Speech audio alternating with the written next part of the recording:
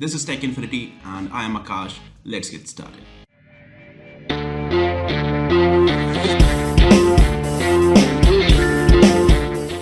Ever since it first launched, the OnePlus series has been immensely popular with smartphone buyers all around the world.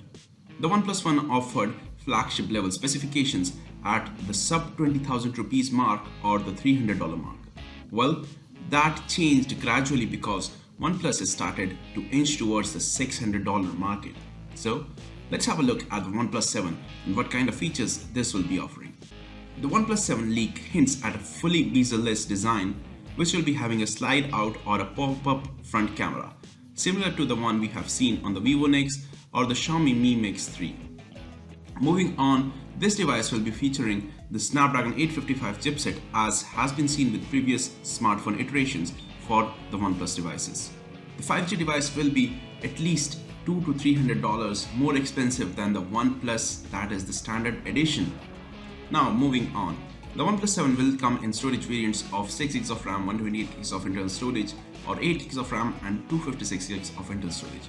There may even be a special edition variant with 10GB of RAM, just like the McLaren edition of the OnePlus 6T.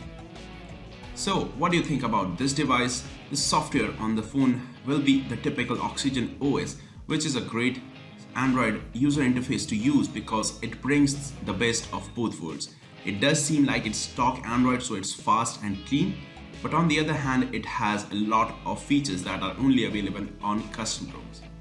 So, let me know your thoughts on this device in the comment section below. The Poco F1 has been a very popular device, owing to the fact that it has flagship level specifications at a very competitive price point. This brings back the memories of the OnePlus One, though OnePlus has now moved into the premium segment it seems and are slowly inching towards the $600 market. The Poco F1 however was priced around 21,000 rupees when it launched in India and now is available for 20,000 rupees. That is somewhere around the vicinity of $310, so that's a really cheap smartphone that you're getting for Snapdragon 845. And Xiaomi has now been gearing up to launch the Poco F2. So let's have a look at it.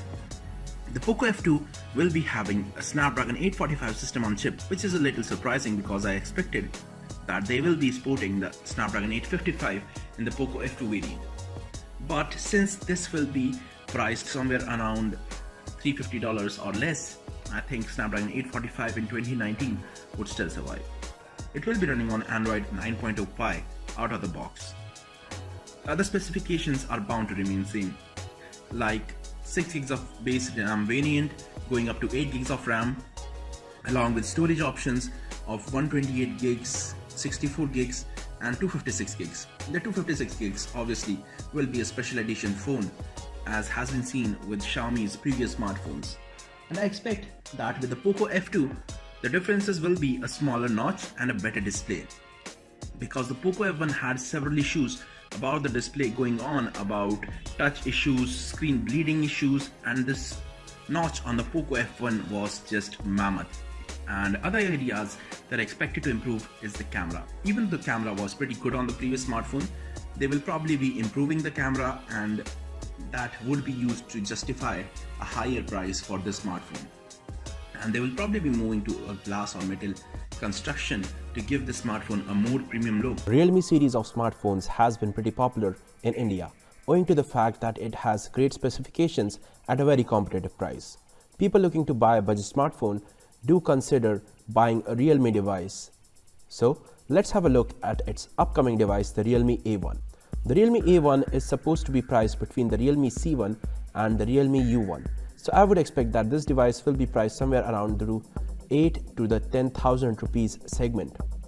Now coming on to the specifications, this device will be running on MediaTek Helio P70 system on chip, which will be paired with either 2GB of RAM or 3GB of RAM and 32GB of internal storage.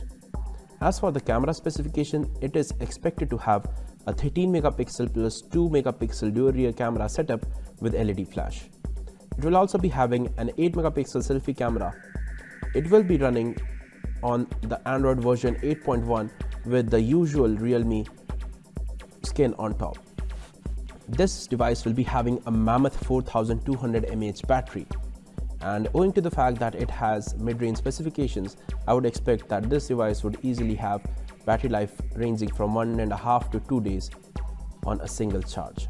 As for the display, there are no leaks, but I would expect that since this device is a sub 10,000 rupee smartphone, this device will be having an HD plus display, a 19:9 aspect ratio with a water drop notch, and I would expect that this device will be pretty competitive and will disrupt the market just like the previous Realme smartphones. Google's Nexus series was loved by many people because it came with the promise of fast Android upgrades for up to 2 to 3 years, along with decent specifications at a very competitive price. That all changed when Google launched the Pixel series and went head to head with Samsung and Apple's flagship, and they were similarly priced. Well, if you have been feeling a bit let down with the high price of the Google Pixel 3 series, we have a surprise for you. Google is gearing up to launch the Google Pixel 3 Lite, aka Sargo. As you can see here in the picture below, it looks very similar to the Google Pixel 3.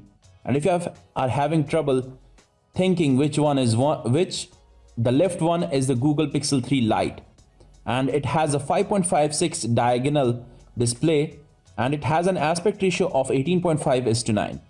The Pixel 3 Lite is powered by Qualcomm's Snapdragon 670 system on chip, and it has 4 GB of RAM and 32 GB of internal storage. And here is the kicker. It even comes with a 3.5mm headphone jack. And I think that's great. And considering that they went with a headphone jack, and this is targeted at developing markets where generally the average buying of smartphones price is a bit lower as compared to countries like the US or UK, this smartphone may even end up having a micro SD card slot because 32 gigs of internal storage is just too low.